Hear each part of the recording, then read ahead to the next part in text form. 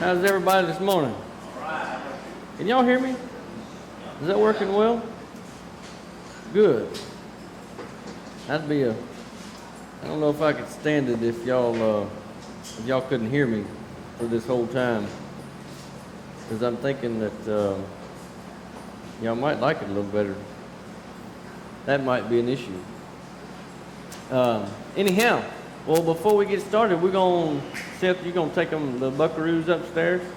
So the buckaroos can go upstairs. That's 8 and under. Slow down. Don't run. Don't go crazy. It's all right. It'll still be there when you get there. Promise. They ain't going nowhere. They ain't going nowhere. Well, that knocked out very few. Usually it's a whole, like half of everybody's gone. I like that. Everybody wants to hear me today. That's unfortunate. Anyhow, let's get started with word of prayer. Lord, I just thank you for the day, and I thank you for our time together this morning, Lord, and I just thank you for your sunshine. These few days of dry are just awesome. We love you. We thank you for it. God, we just pray that you'll continue to bless. You'll continue to help us help others. You'll continue to show others your light, whether that's through us or through somebody else. And Lord, we thank you for it. We just pray for your continued guidance in all this. And pray you'll continue to give us hope. Lord, I just pray that you'll speak to me today, that your words will be mine. In your name I pray. Amen. We're going to start off in Proverbs chapter 3, verse 27. That's kind of where we're going. That's going to be home base today. That's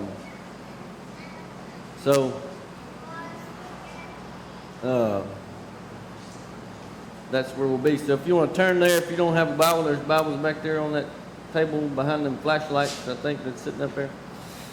Anyhow, Proverbs chapter 3 is where we're going to camp out and go through. But you know, as people, okay, let me back up a little bit. As cowboys, we are, how do I say it nicely? We are hard-headed and stubborn, and we don't like to accept help, and we love to give help. We like to help other people out, but we can't stand accepting help, because if we can't do it on our own, then it ain't gonna get done, right? Because we're just that way. We can handle it ourselves. We can do it on our own. If we need help, it don't need to be done, right? And there's nothing that we can't do. So everything is going to get done in its own time at our pace. That's the way we go. However, there's an issue with that, and that is if we don't allow other people to help us in our time of need, then we are robbing somebody else of an opportunity to minister. And it may be what they're called to do. It may be what they're supposed to. They're supposed to be helping you, and you won't let them do it. But there's also another coin. There's another side. There's some people that will accept help. And it's times like this where people will accept help. I know that I've had a few people that I've talked to that would normally not ever accept help. Not in a million years. I've asked and asked and asked time and time again, and they said, no, we got it. I got this. I got this. And then after all this mess had happened, I called him up and I said, hey, what can we do for you? He said, man, I'm glad you called. I'm in a bind and I need a hand. And man, what a blessing that was. It was an opportunity for us to minister to him or them when they wouldn't be accepted of at any other time. And we're supposed to help other people. And if you look at Proverbs chapter 3, verse 27, it says, do not withhold good from those who deserve it when it's in your power to help them. Man, I mean, it's kind of you would think that would be a common sense type thing. And for most of us, especially in Cowboy Church, it is. I mean, we'll bend over backwards, do whatever we can do to help somebody else in whatever way we can. And so it's not really abnormal for us, but it is abnormal for us to accept that help if it's us on the other end of it. And so in that verse, the those includes anyone around you, no matter their descent or ethnicity. So the those in that verse means everybody. Not just a group, not just our local people, not just our neighbors that are like truly our neighbors, like right next door neighbors, but neighbors like in our community neighbors. All right? So that those includes everybody. Everybody that we contact, everybody that we come in contact with, everybody that we see, whether it's on a daily basis or not. But there's a couple of things I want to realize if somebody does not accept help. If you are the person that does not accept help, and I know there's a few of you in here, and I know that I'm standing up here, I'm one of them. I don't like to accept help unless I'm just in dire need. And I mean on my deathbed. I don't like to accept help. But listen to some things that you're causing by not accepting help. You rob yourself from ease of mind and ease of stress. If you're trying to do everything on your own, and you're not accepting help, then you're more stressed out, and your mind's going 100 miles an hour because you got 100 things in your mind that you have to get done. You have to take care of your family. You have to get stuff straight at the house. You got to do this. You got to do that. You got to be home. You got to be gone. You have to be here. You have to be there. It's a stress. And if you won't accept help, then you're just making that stress all on yourself. If you accept the help somebody else offers, then you can relieve some of that stress by allowing somebody else to take some of those things on. Cutting grass, fixing fence, cutting grass at the church, cleaning up at the church. There's lots of different places that you can accept help that will ease your stress and ease your mind. The other thing they do, I said this earlier, but you rob somebody else of a blessing. If you don't allow somebody to help you out when you need help, then you're robbing somebody else of a blessing, an opportunity for them to minister to you. But you never thought about that. I never thought about it. I mean, and it's kind of obvious. They want to be able to help, and if you won't allow them, then you're robbing them of that. The other thing that happens is you put a strain on your family. You put a strain on your kids, your wife, your husband, whatever the case may be. You strain your family ties if you don't accept help from somebody else, because now you're all about your family, and you're like, okay, we as a family, there's 4 or 5 or 10 of us, and we got to get this done. We got to live, and we got to get this done. And this is the only people that can help us. It's just our little family. And so that puts a strain on family. That puts a strain on kids. They don't know why, we have to do so much all the time, and we're never at home, and we're always going because we got all this other stuff we got to do, and then we are home, we don't get to rest, or we don't get to do nothing because, well, we got all this stuff at home we got to do. And so there's a continued stress on the family. And of course, that causes issues. Mama gets mad at daddy, daddy gets mad at mama, and then it's vicious cycle over and over and over, and everybody knows if mama ain't happy, ain't nobody happy. So if mama ever gets mad, you got problems. And so to keep mama happy, you got to take that strain off the family, because it's quite miserable. Not just for mama, but for everybody in the family. And not because mama's not happy. I mean, it's strain on the family makes life tough. And it's not, you're not enjoying life. You're not enjoying what you're doing. We talked last week about how we're supposed to eat, drink, and be happy and enjoy life. That's what we're designed for. Well, if we have a strain on our family, nobody in our family is doing that. Nobody's enjoying life.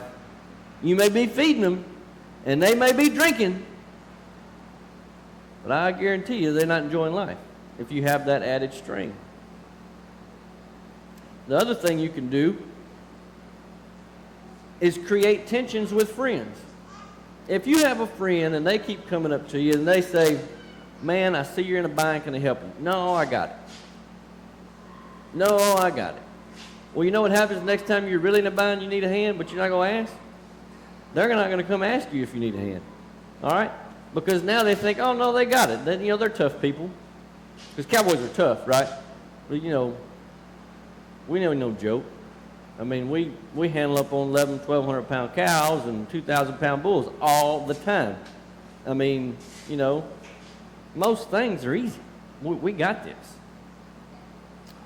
So you can put a strain on your friendships by not allowing people to help. And I've done it. I've asked people all the time, can I help you? Can I help you? Can I help you? And they're like, no, we got it. And so I just quit asking. I mean, okay, if you got it, then you must have everything. The whole world, you got it. There could be the king of the world and handle it all. But that's not the case. And so you create tensions in friendships. The last and final thing on this part that you're going to do if you do not accept help, and that is you let pride creep in. You let pride creep into your heart, into yourself, because you won't let somebody else come and help you out. And especially if something happens and you somehow amazingly get it done. You're just like, boy, your chest gets a little farther out, stand a little straighter, and you strut a little bit. Yeah, you get all puffed up because something happened and you just somehow, God made it happen, but you got everything done that you're supposed to get done. Or that you needed to get done for your family. And so, if you're not accepting help, then you're going to allow pride to creep into your life. And if pride creeps in and just gets a little bit of hold, it's going to worse. It's going to get worse, and it's going to get bad. It's going to get bad, and it's going to start showing in everything that you do. You will no longer be able to do anything wrong. And what you say goes all the time, no matter what. You will be right no matter what. And it just gets worse from there. Pride is a terrible thing. And if you let it get in a little bit, it's going to take over. It's just like the Red Cross. Oh, I'm sorry, did I say that? If you let them in, if you let pride in just a little bit, they're going to take over. It's going to take over. I'm just kidding. I don't know about that.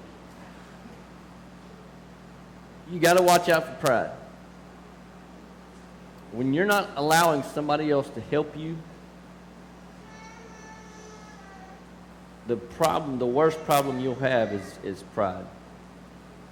Because that puts a stress on family, that puts a stress on friends. It makes all these other things that I mentioned worse because of the pride that you have in your heart. Allow people to help you. Allow them to bless you. Next place we're going to be is 1 John chapter 3. Y'all want to flip? That's further towards the back. Almost to the end, almost to Revelation, Jude, Revelation, and it's all back there together. 1 John chapter 3, 17 and 18 is where we'll be.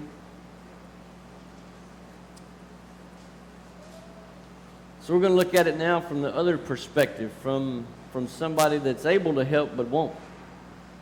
And I know there's nobody in here like that, but this is what God put on my heart. 1 John chapter 3, verse 17 and 18 says, if someone has enough money to live well and sees a brother or sister in need but shows no compassion, how can God's love be in that person? Dear children, let's not merely say that we love each other. Let's show the truth by our actions.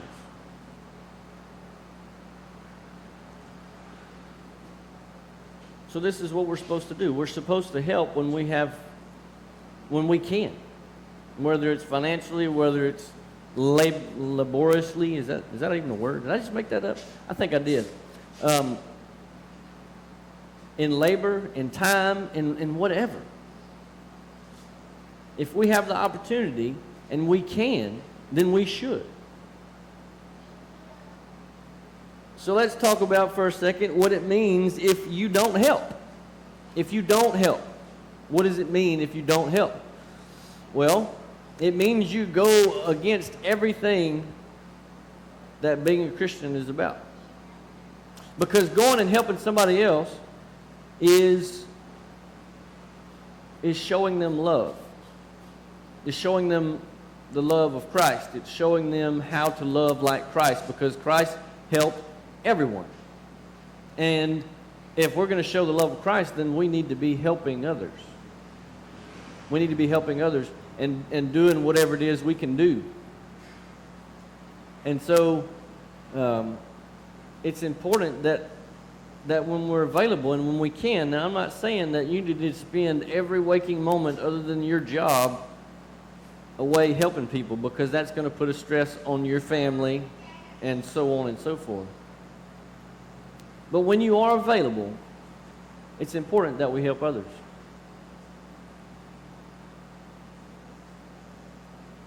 The next thing is, you don't allow others to see God through you. If you're not helping others, then you're not allowing people to see God through you. We're supposed to be the light of the world as Christians. We're supposed to shine light where there's darkness, where people are depressed and in despair and don't know which way to turn. That's a dark time. And we're supposed to be the light. So if we're going and helping, we are the light. We have brought light to the darkness.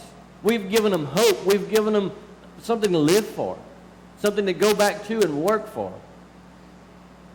And I'm here to tell you, if they're out there doing it by themselves, that darkness does not get any lighter ever. But if we go help, if we go make a point to help those people, then God's light will shine through us and they will see God in us because of our help. So if we're not helping, then we're not shining light. If we're not shining light, then the people that are in darkness are not going to see light and they're not going to see God. If you do not help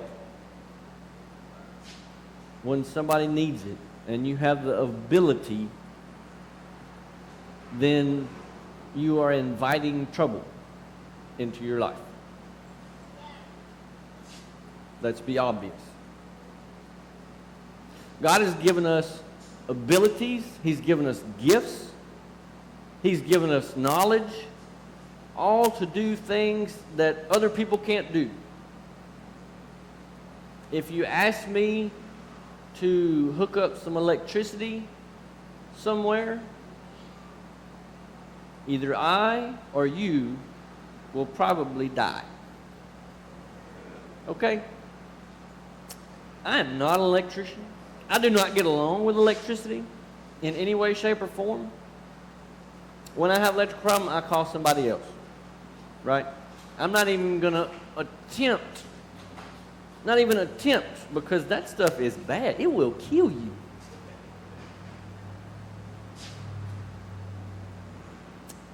I'm not much of a plumber either.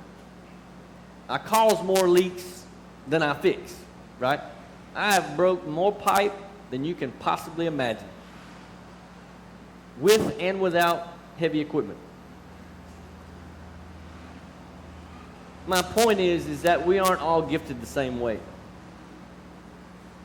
And so if you have a gift that somebody else lacks and they need your help, or they need that particular thing, by golly, why won't you go help them with that? And if you don't, then don't be surprised if that gift may be taken away in some way, shape, or form. All right? God gives us gifts. He gives us talents. But sometimes those are taken away because we don't use them. If we're not using them for His will, if we're not using them to help others and to shine light and to show people Him, then what are we doing with His gifts that He gave us? He gave us those gifts to use. But not just to use, but to use for Him. Do His work. And so don't be surprised if you don't use them if they disappear. They will do that. I can vouch for that. The last point I'm going to make is in Galatians chapter 6, verse 10.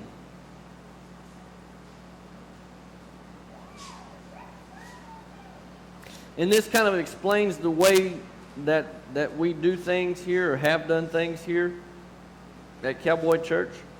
And I hope nobody's offended by this, but it's kind of biblical, and so I'm going to tell you this is what we're going to do, and this is what we have done.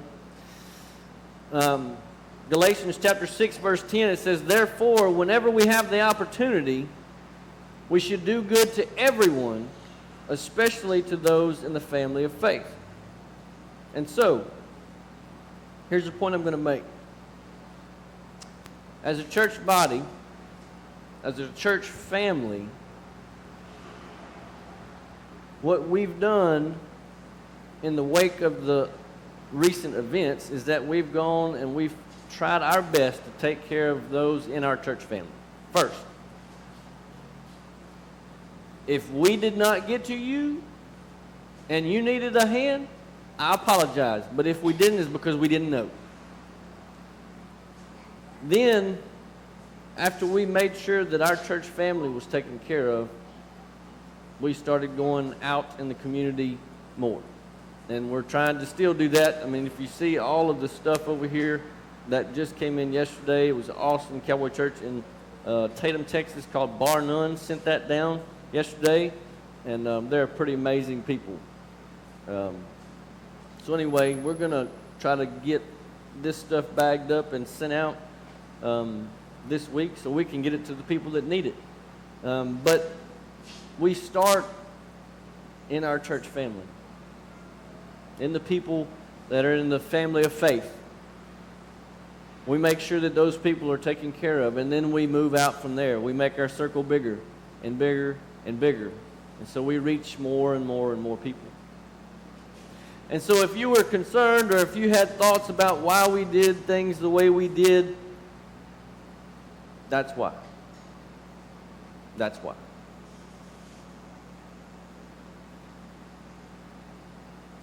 Our family of faith is important for us to take care of. But just as important is that we're supposed to take care of our neighbors, which our neighbors are everybody, not just next door, Mr. Chad, not just next door, but everywhere. Everywhere. All of our community. And so we're going to take care of them shortly after that. And that's what we're trying to do here with all this stuff. I say junk, but it's very useful things to help out with a lot of things that sometimes we take advantage of for our life. So we need to be accepting, I guess, of help, so that we don't cause stress on our family or our lives, and so we allow other people a blessing of helping. And we need to help others whenever we have the opportunity to help. If we have an opportunity to help, we need to take it. God gave you a gift. God gave you ideas. God gave you all kinds of things for you to use for Him. And if you're not using them for Him, then you're wasting them. You're wasting them.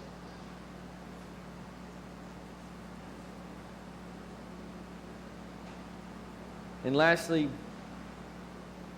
we're going to continue helping inside first.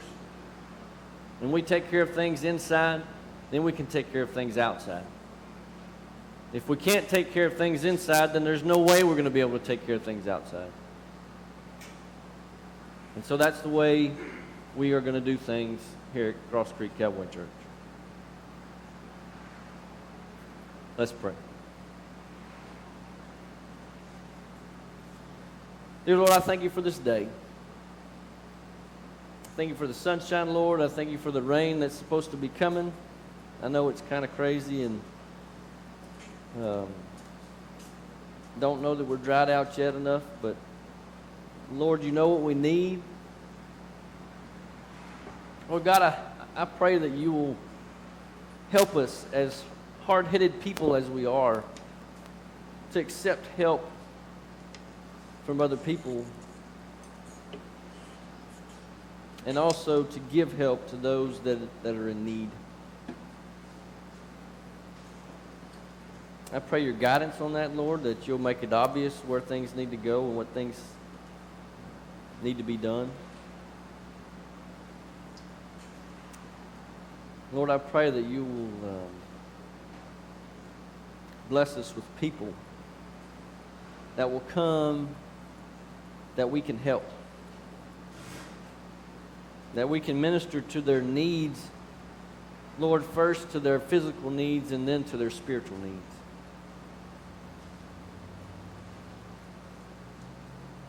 Lord, I thank you for the day. And Lord, I thank you for sending your Son to die on a cross so that we can be righteous in front of you, so that his blood would cover our sin and clean us and make us righteous. Because we cannot do it on our own, Lord. Only through your Son can we know you. Lord, we love you. In your name I pray. Amen.